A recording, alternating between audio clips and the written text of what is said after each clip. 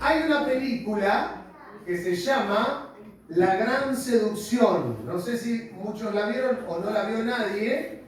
Es muy chistosa, es muy cómica la película. De hecho, me río demasiado con la película cada vez que la veo. Y trata de un pueblito de mala muerte, pesquero, que en sus años atrás sí tuvieron un auge importante porque había empresas que justamente estaban ahí funcionando. Pero luego todo empezó a decaer, las empresas se fueron y quedó un sueño en el olvido de esta gente, que son más o menos 100 personas en ese pueblito, que ahora viven de cruzar el lago e ir a trabajar en la ciudad, pero bueno. Entonces necesitan que el pueblito reactive lo que fue en su momento un lugar próspero pesquero donde todos tienen trabajo. ¿No es así? Ahora, a través de una persona del pueblo, consiguen que una empresa pueda venir a instalarse en el pueblito. Pero el requisito es que necesita el pueblo un médico. Sin un médico, la empresa no va a venir. Y esa es la trama de la película, en que el pueblo necesita convencer a un médico para que venga a vivir a la ciudad. Entonces, ¿quién va a querer ir a vivir a un pueblito de mala muerte? Nadie, y menos un profesional. Entonces buscan a través de contactos una posible persona que venga a vivir. Se enteran de la fecha que va a llegar, pero previamente buscan toda la información acerca del médico para que les caiga en gracia absolutamente todo el pueblo. Y ahí es donde comienza la gran seducción, que es mentir, todo el pueblo mentir, con los gustos del médico, con las cosas que le gustan, con los deportes. ¿Para qué? Para que él sienta que es el lugar soñado y perfecto que él podría estar. Entonces, al flaco le gustaba jugar al cricket. ¿Quién conoce cricket? Ni todo el pueblo, así que todos aprendiendo cricket, haciendo como que saben. Le pinchaban las líneas telefónicas para saber de qué hablaba y así saber los gustos de comida. Todo el pueblo iba a hacerse atender, aunque no le doliera nada, para que él se sienta que está atendiendo a la gente. Todos actuando, todos actuando. Pero imagínense que la farsa iba a durar muy poco tiempo. Fue hasta que él se entera de que todo el pueblo estaba actuando para lograr que él se quedara. ¿Sí? Y mientras veía esta película, me imaginaba que hay muchos cristianos que viven de la misma manera. Están como actuando para conquistar gente y no para conquistar a Dios. Están actuando para congraciarse con las personas de su entorno, pero lejos de congraciar a Dios. ¿Sí? Entonces, donde todo se hace a la mirada del otro. Y ahí uno genera ¿qué? Estrategias para agradar al hermano, para ser visto, tal vez para lograr una posición. Y ahí jugamos en un juego de seducción con los hermanos que nos rodean.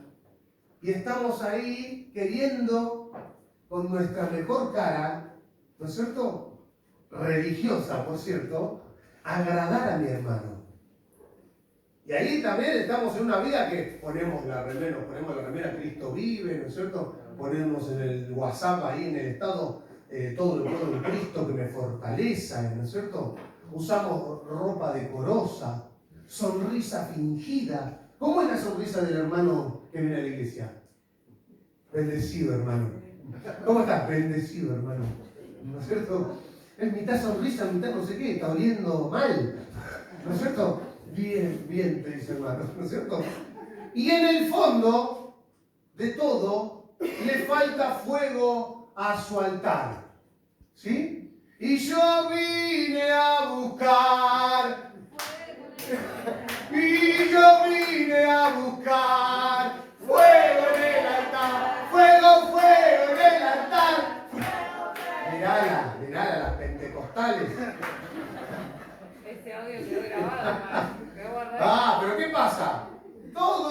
puesta de escena y caemos en eso muchas veces.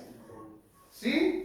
Ahora tienen que entender algo, que es que estamos fundamentados sobre una escritura que venimos diciendo a través de los mensajes anteriores, donde dice que todo aquel, ¿sí?, que oye mis palabras, estas palabras, lo compararé a una persona que edificó su casa sobre la roca y vinieron los vientos, vinieron los mares y no fue destruida. Pero aquel que las oye y no las obedece, lo compararé a un hombre insensato que construyó su casa sobre la arena y vinieron las mismas tempestades y su casa fue destruida. Pero dice cualquiera, comienza así el texto, que oye estas palabras. ¿Cuáles palabras? Le pregunto yo a usted. Porque no dice mis palabras, dice estas palabras. Y para eso tenemos que revisar el verso anterior. Y dice Mateo 7, versículo 21, no todo el que me dice Señor, Señor, entrará en el reino de los cielos, sino el que hace la voluntad de mi Padre que está en los cielos. Muchos me dirán en aquel día, Señor, Señor, ¿no profetizamos en tu nombre? En tu nombre echamos fuera demonios y en tu nombre hicimos muchos milagros. Y entonces les declaré, nunca los conocí, apartaos de mí, hacedores de maldad. ¡Apa la papa! Estos no eran personas que no conocen a Cristo. O sea, estos no eran personas que no vienen a la iglesia, que no saben. Es más, tenían ministerio, tenían dones. En tu nombre echamos fuera demonios. En tu nombre hicimos milagros. Sin embargo, Cristo les dice, no los conozco. ¿Cómo puede ser? Me dice, Señor, Señor, y profetizás y echás, pero nunca te conocí. Entonces el problema no era un problema de actividad. Podés estar lleno de cosas para hacer en la iglesia y no conocer a Cristo. El problema no era la actividad, era la identidad. Entonces no era que no hacían cosas para Dios, hacían un montón, pero no lo conocían. Entonces, revisando un poco, no se trata de lo que haces en público, de lo que hagas delante de la gente, se trata de lo que sos en lo íntimo con el Señor. ¿Quién sos en el Señor? No se trata de una performance espiritual, sino de una comunión verdadera con Jesús. Y en la iglesia podemos estar haciendo miles de actividades y en mi casa no acordarme del Señor jamás, para encerrarme en mi pieza a orar, a buscarlo a Él. Entonces en esta gente no había relación. Había un show. Luz, cámara, acción. La gran seducción versión iglesia. Y eso se llama hipocresía. La palabra hipocresía viene del griego hipócrisis, que significa actuar en una obra de teatro. Eran actores. En su nombre hacían cosas, en su nombre, porque el nombre de Jesús tiene poder. Yo puedo utilizar el nombre para mis conveniencias, pero estar lejos de ese, el autor de los milagros. Hoy muchos siguen el mismo guión. Ahora, Jesús se reservó sus palabras más duras para esta clase de personas, los que aparentan algo que no viven, y los confrontó. Piña va, piña viene, ¿no es cierto?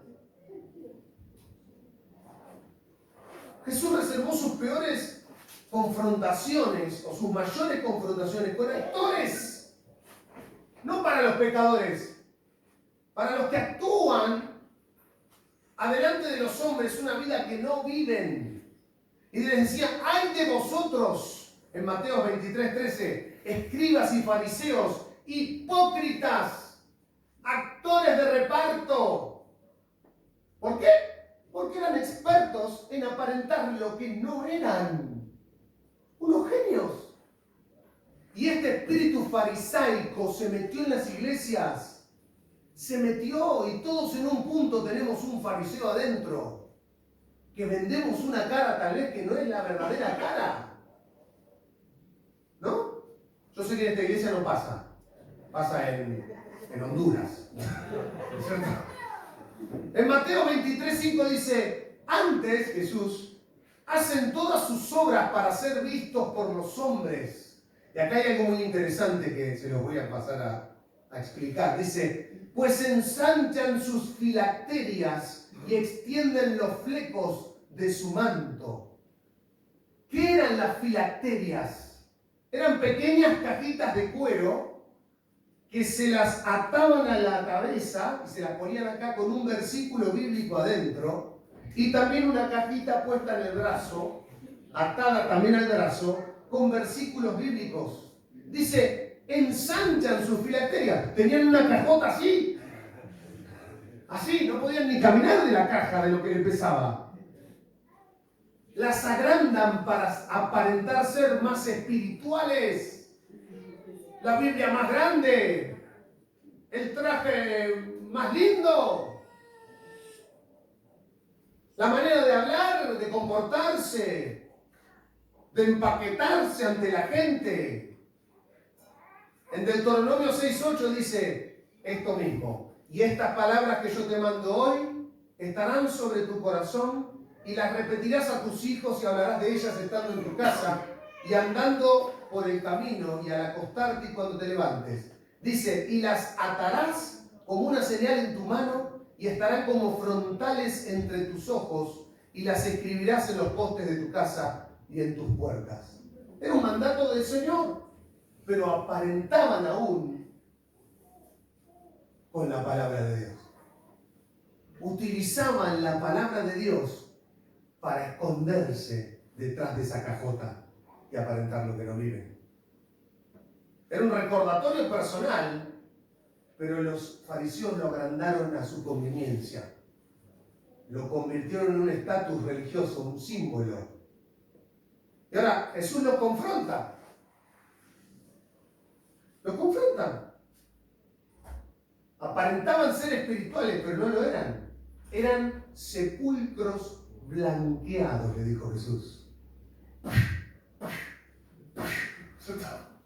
Tremendo. ¿Qué es un sepulcro blanqueado? Es un féretro, ¿no es cierto? Todo pintadito, hermoso, pero adentro está podrido.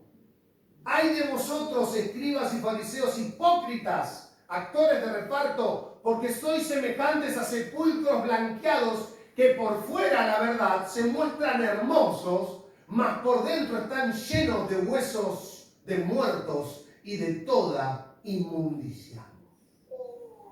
Y hoy lamentablemente vemos lo mismo, el mismo careteo, gente que se viste de espiritualidad para ganar la posición en la iglesia, para ganar un lugar al lado del pastor, y citan versículos bíblicos para humillar, se avalan con la misma palabra, pero la palabra sin espíritu mata.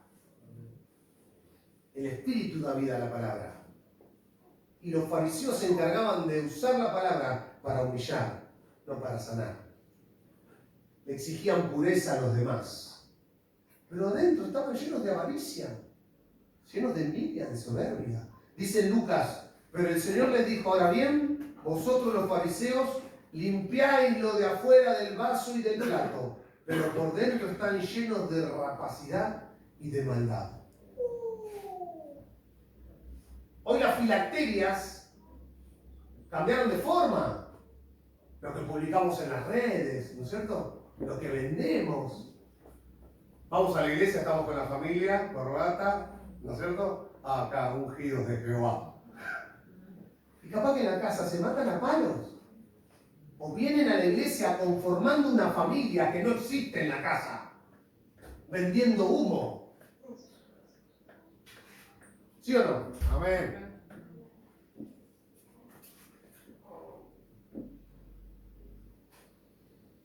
Hay un dicho que dice, dime de lo que presumes, te diré de lo que careces.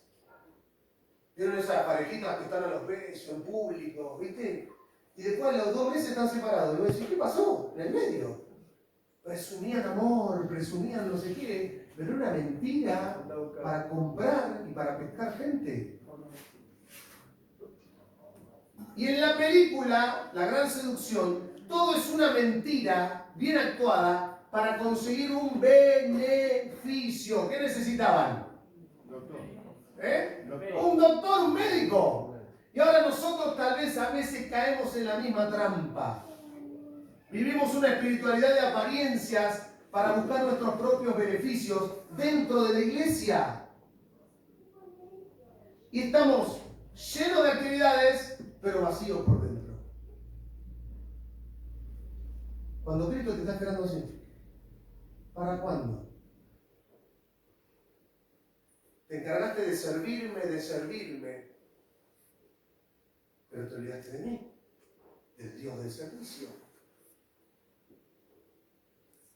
Y ahora quiero que me entiendan, Él no vino a buscar personas perfectas. Viene a buscar un corazón sincero, simplemente. La sinceridad conmueve el corazón de Dios. No tenés que aparentar nada. Porque podés engañar por poco tiempo al hombre, pero a Dios no puede ser burlado. ¿De qué te sirve un 2 caras? No sirve para nada. Él viene a los sinceros. La palabra sincero proviene del latín sincerus, que significa limpio, puro, sin mezcla. Y en el contexto de la apicultura se usaba para referirse a la miel que no tenía cera ni otros aditivos. ¿Vieron eso que dice miel pura? ¿Cuándo la probás? Hay más azúcar que otra cosa. ¿No es cierto? Es una miel farisea. ¿No es cierto? Una miel hipócrita es esa. No es sincera. Está llena de cera y aditivos. Sin embargo, la sinceridad viene con una miel pura, real. Pero a veces nos cuesta ser sinceros, nos cuesta horrores. Nos cuesta horrores mostrarnos tal cual son. Es como una tendencia a esconder las cosas. Todos en algún punto escondemos algo. Todos. No podemos decir, oh, mira el hermano de hombre. No, todos tenemos un lado B. Todos. No podemos escapar a eso. Y no deseamos que conozcan nuestro lado B. No. ¿Quién quiere el lado B de Morigia? Nadie. Muy bien. Hay cosas que a veces nadie conoce. Tal vez es un rencor oculto, heridas secas por el tiempo, que las escondemos, no queremos que nadie las conozca, envidias, frustraciones, una depresión silenciosa que tiñe tu vida y la estás escondiendo del resto. Y nadie sabe que estás en ese proceso de depresión, nadie se da cuenta. Ahora, si algo tenemos que aprender es de David. David no tenía lado B. David se mostraba tal cual era. David era una persona sincera. Y está toda su sinceridad en la Biblia escrita. Pues si este tipo. Sin embargo, Dios dijo, este conforme a mi corazón, porque no se esconde. Se las manda y viene a mi presencia a pedir perdón. No es un religioso. Y él vivió la gracia dentro de la ley. Y Dios tuvo misericordia de él continua. ¿Por qué? Porque cuando se la mandaba, de rodillas a pedir perdón. Ese es el corazón que le agrada a Dios. Él ama y te ama con tus virtudes y con tus defectos. Dios te ama tal cual sos, sin rodeos. No hay mucha vuelta. ¿Por qué te escondes? Dios amó de David que él no se escondiera. Lo amó. Este soy yo, Señor. Con mis debilidades, con mis luchas, con mis peleas, con mis pecados, medio revirado. ¿No es cierto? Y fue criticado justamente por la sociedad. Era un rey. Y le dieron con un hacha. Pero a él no le importaba a la gente, le importaba la opinión del más grande. Amén. ¿Qué opinión es la que te pesa más hoy? El amor de David era más grande que buscar un estatus de un rey. Ahora, los fariseos amaron más sus liturgias que a Dios. Crearon un sistema solar interno en que todo girara a su alrededor. Y crearon y pusieron más de 600 y pico de leyes humanas para que todos puedan ir tras esas leyes con ritos. Y generaron toda una fantasía alrededor de ellos cuando realmente tu vida tiene que girar alrededor de Cristo. Tu vida tiene que ser una vida cristocéntrica. Pero a veces el eje se nos corre y empezamos a hacer nuestro propio evangelio. Y nos creemos nuestras propias mentiras. Nos seducimos a nosotros mismos. Tanto así que nos ponemos en jueces. Y tenemos el dedito. El dedito. El dedito. Con derechos que nadie nos dio. Nadie te puso en juez. ¿Sí? Tomamos posturas rígidas ante la gente, con el hermano, dejando la misericordia a un costado. En la antigüedad, cualquier persona que se atreva a entrar en el palacio del rey, había un edicto de que era digno de muerte. Nadie podía entrar al palacio del rey sin permiso o sin ser llamado. Cualquiera que osara entrar sin permiso podía ser decapitado en el instante por los guardias. Sin embargo, si el rey observaba la situación, había solamente una cosa que podía salvar a esa persona de su insurrección, que es entraba la persona y si el rey extendía su cetro hacia la persona y la persona lograba tocarlo, extendía un cetro de misericordia para que el veredicto no lo tocara y pueda salvarlo. Esther, la reina, vivió esto literal. Mardoqueo le dice, ¿quién sabe si para esta hora has llegado de ir delante del rey y salvar a todo el pueblo de Israel? Pero bueno, si tengo que morir, que muera, dice Esther. Y se mandó dentro del palacio del rey. No la habían invitado, pero halló gracia y favor a los ojos del rey. Y esa es tu vida. Hallaste gracia y favor a los ojos de tu rey. Y él extendió misericordia sobre el edicto de muerte que había sobre vos. Él la extendió a cada uno de nosotros. Pero muchas veces se nos olvida lo que el Señor hizo con nosotros y no somos capaces de extender misericordia al hermano. ¿No? Y así le pasaron a los fariseos. Se olvidaron de este regalo precioso de la misericordia y cayeron en legalidades. Se quedaron en el antiguo pacto, viviendo una falsa santidad. Falsa por donde la miras. Hipócrita, lleno de ritos, de fábulas, de caprichos. Con cosas como las que vivimos hoy, por ejemplo, que escuché, que me rompen la cabeza. Si no diezmás, no podés servir en la iglesia, no podés predicar en el altar. ¿El altar? Ritos, fábulas. No sabía que ahora era un negocio, que si vos no ponés plata no podés predicar. Es un chiste. Si no estás casado ante Dios, no sos digno de tomar la Santa Cena. Fábulas. ¿Quién te quita la dignidad cuando Él te la dio? Nadie. Sos digno de entrar al trono de su gracia y misericordia y hallar el oportuno socorro para tu alma. Amén. ¡Sos digno! ¡Sos digno!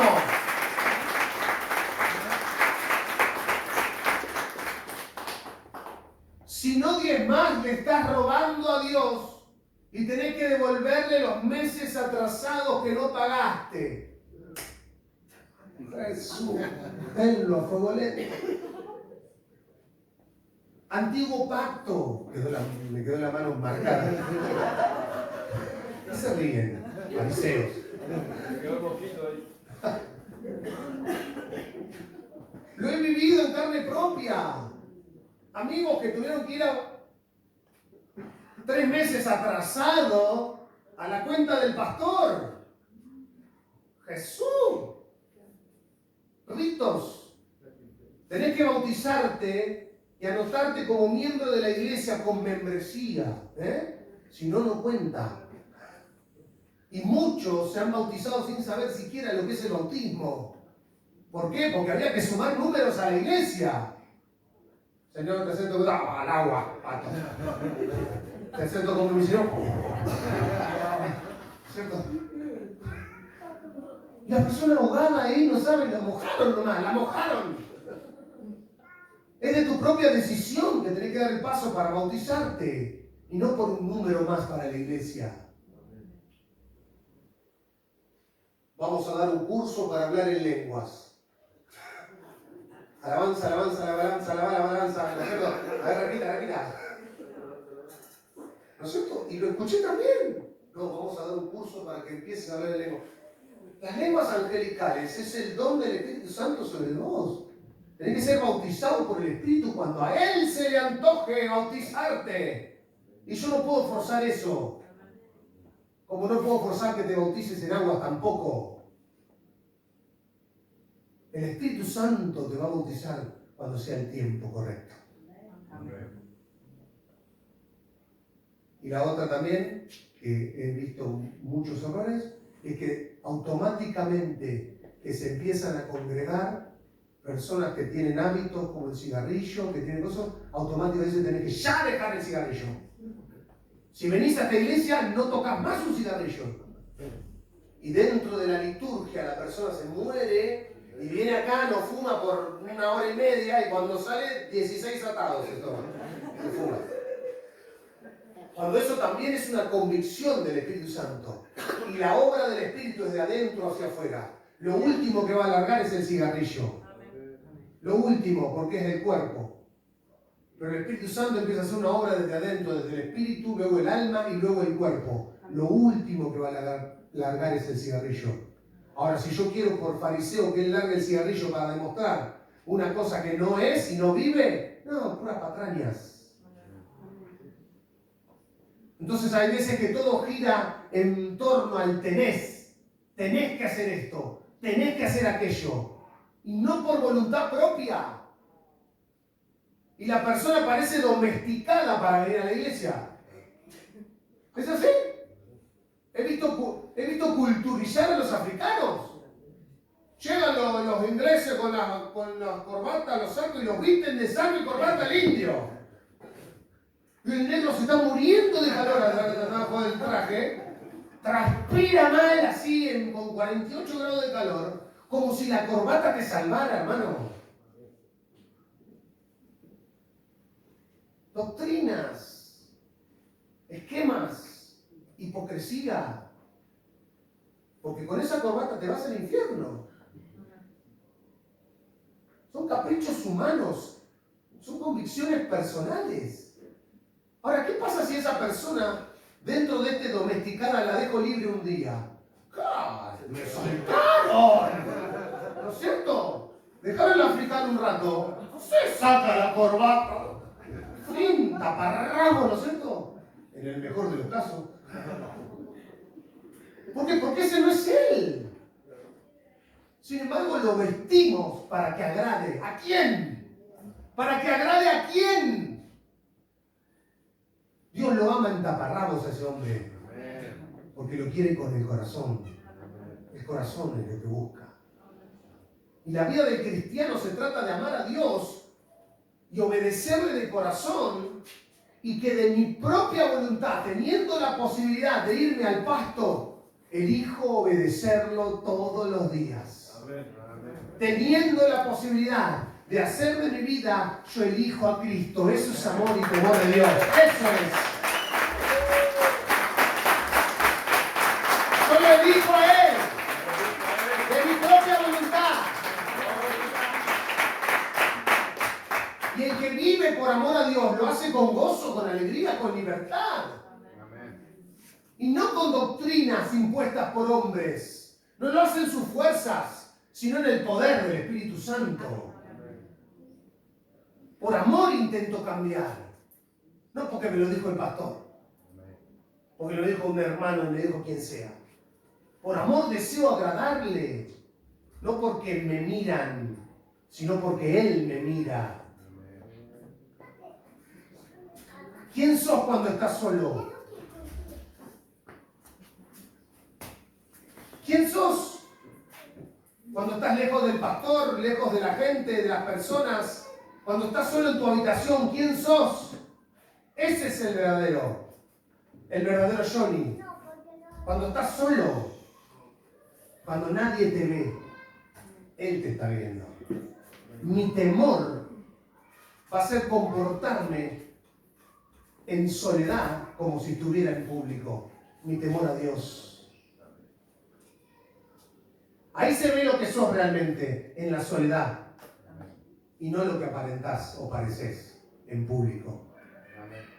Porque en la iglesia, buen día hermana, Dios la bendiga. ¡Ah, santo burracatazara! ¿No es cierto?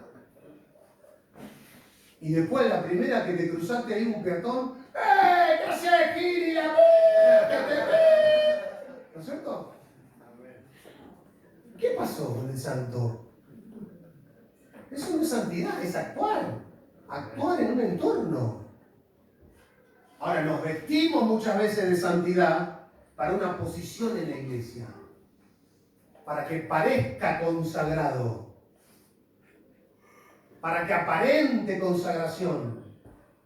Y el problema es ese mismo, que no tienen temor de Dios.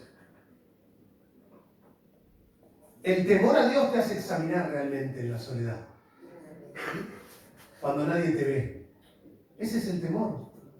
Y eso es lo que le deben inculcar a sus hijos. Papás, el temor a Dios. Y temor no es miedo. ¡Ay! ¡Ay, Dios! No. Es respeto, es admiración, reverencia, es reconocimiento. Ese es el temor a Dios.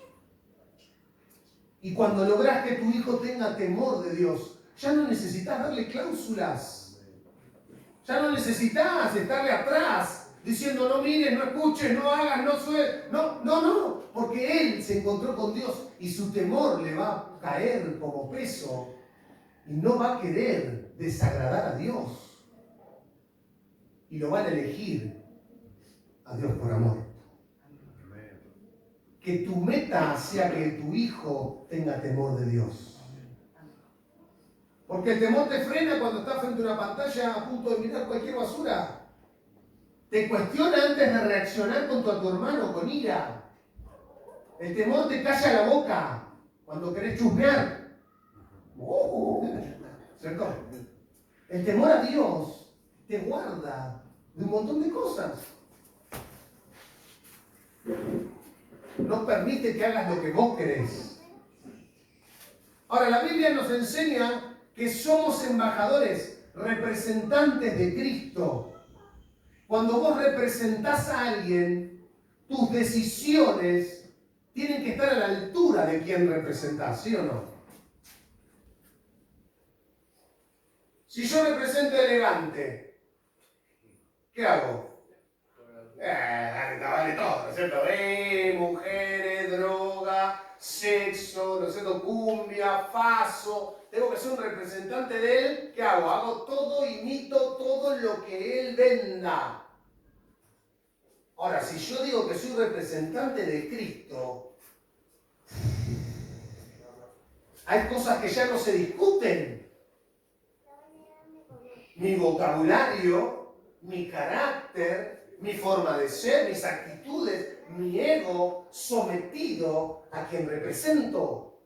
Mi forma de vestir, de mirar, de hablar, sometido a quien represento. Mi forma de tratar a los demás. Y si todo eso no refleja a Cristo, entonces todo lo que vendemos el domingo es basura. Es máscara. Es hipocresía.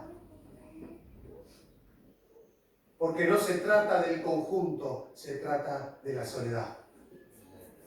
¿Quién sos cuando estás solo?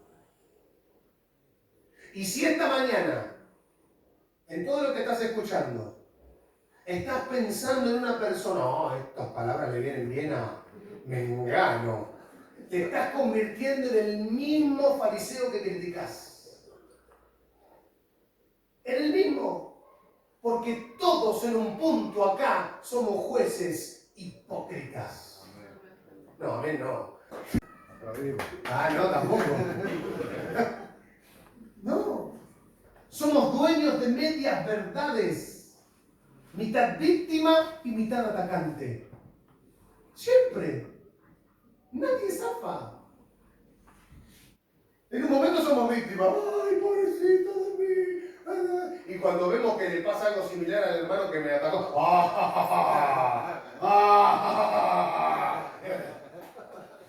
víctima atacante, víctima.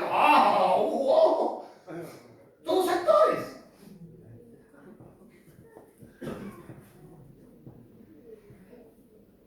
En Lucas 18:9 dice, 2 hombres subieron al templo a orar. Uno era fariseo y el otro publicano. El fariseo, puesto en pie, oraba consigo mismo de esta manera: Dios, te doy gracias porque no soy como los otros hombres, ladrones, injustos, adúlteros, ni aún como este publicano.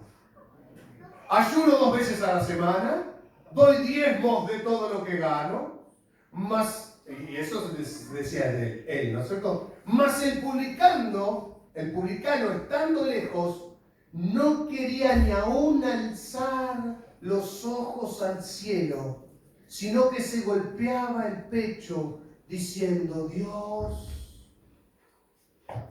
sé propicio a mí, pecador. Dios, sé propicio a mí, pecador. Dios, ten misericordia de mí, porque soy un pecador.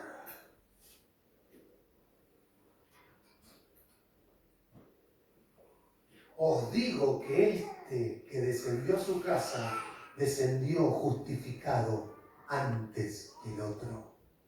Porque cualquiera que se enaltece será humillado, y el que se humilla será enaltecido. Dios no quiere actores, Dios quiere hijos. No busca performance, busca obediencia. No quiere que lo seduzcas de nada, como en la película. Está esperando que vos te muestres tal cual sos. Tal cual, sin esconder. Hay una canción que la canta René González, después estaría bueno que la busquen, y dice así: de que te vale alcanzar lo que quieras, que te aplauda la gente si detrás del telón está sentado el dador de la vida, esperando que un día le prestes atención. Lo que tenemos, lo tenemos por gracia, por su misericordia, por su inmenso amor. Y en el momento de abrirse la cortina, si alguno te admira, que vean la imagen de Dios. ¿De qué te sirve la pantalla, el telón, los aplausos, si Cristo está llorando, esperando tu corazón en la intimidad? Venga, no los conozco, dice el Señor. Fueron en mi nombre, pero no me conocen. Y esta mañana yo te invito a que te vayas con esta reflexión, a hacer realmente lo que Él quiere, que seas verdadero. No perfecto, verdadero.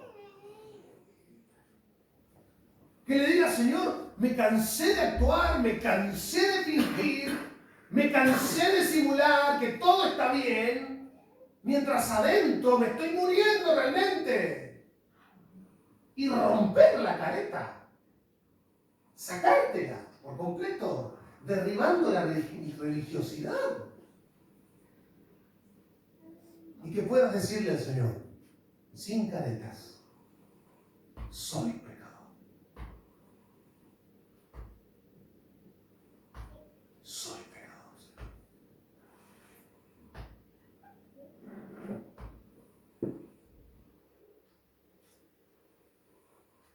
Y esas palabras conmoverán el corazón de Dios. Porque te encuentra en el lugar donde Él te quiere, humillado y en verdad. Y esa adoración llega al trono de gracia y misericordia. La adoración de un pecador. De un pecador.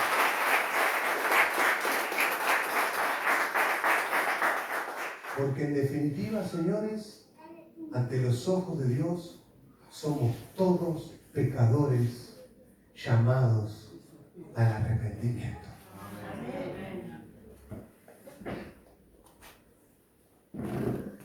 Espíritu Santo, te doy gracias porque tú nos desenmascaras. Señor, y lejos de querer agradar a los hombres, que puedas encontrarnos agradándote a ti, en verdad, en humildad. Y que tengas misericordia, Señor, de este pecador. Que tengas misericordia, Señor, de este pecador. Soy un pecador.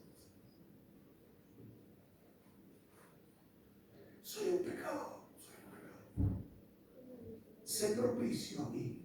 Inclínate, Señor. Inclínate, Señor, a este pecador. Y lávalo con tu sangre. Límpiame de mi maldad. Lléname de tu Espíritu Santo. Rompe mis estructuras farisaicas. Y encuéntrame en libertad.